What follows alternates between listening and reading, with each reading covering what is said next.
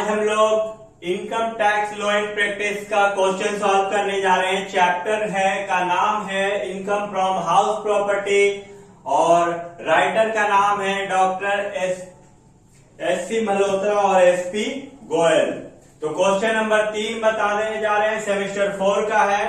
यहां पर दिया हुआ है कि आपको एनुअल वैल्यू निकालना है। एनुअल वैल्यू निकालने के लिए आपको म्युनिसिपल वैल्यूएशन दिया हुआ, फेयर रेट दिया हुआ, एक्चुअल रेट दिया, स्टैंडर्ड रेट दिया, म्युनिसिपल टैक्स दिया हुआ है। तो चलिए अब क्वेश्चन को सॉल्व करते हैं। यहाँ पर सबसे पहले तो म्युनिसिपल वैल्यूएशन लिख देते हैं। ए का है 60,000 रुपया, बी का है 48,000, सी का है 36,000 और डी का है 96,000। उसके बाद फेयर रेंट दिया हुआ है, ए का 75,000, बी का 60,000, डी का 45,000, सॉरी सी का 45,000 और डी का 1,16,000। उसके बाद एक्चुअल रेंट दिया है। एक्चुअल रेंट दिया है, ए का 69,000 यानी 69,000, बी का 54,000 यानी 54,000, सी का 40,000 और डी का 1,20,000। स्टैंडर्ड रेंट ए का नहीं दिया हुआ है, बी का 72,000, सी का 42,000 और डी का 1,15,000। ये क्वेश्चन में आपका दिया हुआ है। अब यहां पर ध्यान से समझने वाला चीज है, जब म्युनिसिपल वैल्यूएशन और फेयर रेंट दोनों में जो अधिक होगा लेकिन स्टैंडर्ड रेंट से कम होगा वो आपका एक्सपेक्टेड रेंट होगा। तो देखिए यहाँ पर 60,000 या 75,000 जब स्टैंडर्ड रेंट नहीं दिया हुआ है तो जो अधिक है उसको ले लेंगे, यानी ए के लिए एक्सपेक्टेड रेंट 75,000 हो जाएगा। बी का म्युनिसिपल वैल्यूएशन 48,000, फेयर रेंट 60,000, दोनों में अधिक 60,000 है और 72,000 से कम भी है तो बी के लिए 60,000 हो जाएगा। सी का दिया हुआ म्युनिसिपल वैल्यूएशन 36 और फेयर रेंट 45। 36-45 में ज्यादा 45 है लेकिन 42,000 से कम होना चाहिए स्टैंडर्ड रेंट से, तो हमको 42,000 ही लेना होगा सी के लिए।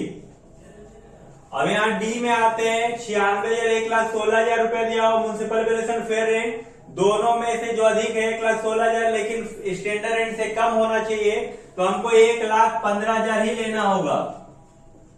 अब यहाँ पर एक्सपेक्टेड रेंट हम लोगों के पास आ गया है, एक्चुअल रेंट भी आ गया है। अब हम लोगों को निकालना क्या है, gross annual value.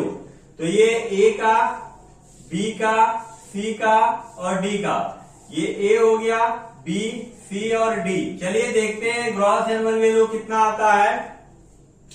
Gross annual value यहां पर हम लोग देखेंगे जो दोनों में अधिक होगा, लिखा हो ए और बी विच एवरेज ग्रेटर, दोनों में जो अधिक होगा उसको लेना है। 75,000 69,000 में 75,000 सबसे अधिक है, 60,000 54,000 यानी 60,000 सबसे अधिक है बी के लिए। सी में 42,000 40,000 सबसे ज्यादा 42,000 है और डी के लिए 1,15,000 1,20,000 तो सबसे ज्यादा 1,20,000 है। ये आपका निकल गया ग्रॉस एनुअल वैल्यू। अब हम लोग एनुअल वैल्यू निकालना है तो यहां पर देखिए सबसे पहले हम लोगों के पास 4 कैटेगरी है, ये ए हो गया, बी हो गया, सी और डी। ये ए, बी, सी, डी। यहां लिखाएगा gross annual value minus municipal tax, तब आपका जो निकलेगा वो कहला जाएगा एनुअल वैल्यू। यहां देखिए 75,000 60,000 जो लिखा हो उसको लिख देना है। ए का 75,000, बी का 60,000, सी का 42,000 और डी का 1,20,000। अब यहाँ पर म्युनिसिपल टैक्स हम लोगों का दिया हुआ है बुक में। सबसे पहले ए का है 6,000, बी का 4,800, सी का 3,600 और डी का 9,600। अब माइनस करेंगे, यानी 75 से 6 गया, यानी 69,000 यानी 69,000। बी का हो जाएगा 60,000 में 48 हो गया, यानी 55,200।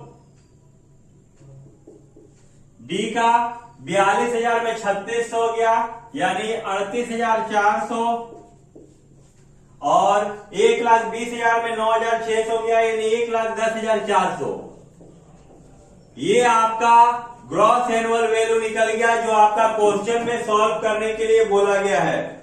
तो इस तरह हमारा कंप्लीट हो गया क्वेश्चन नंबर 3। यदि आपको हमारे चैनल में नए हैं तो आप हमारे चैनल को सब्सक्राइब कर लीजिए, वीडियो को शेयर कर लीजिए। वीडियो पूरा देखने के लिए धन्यवाद।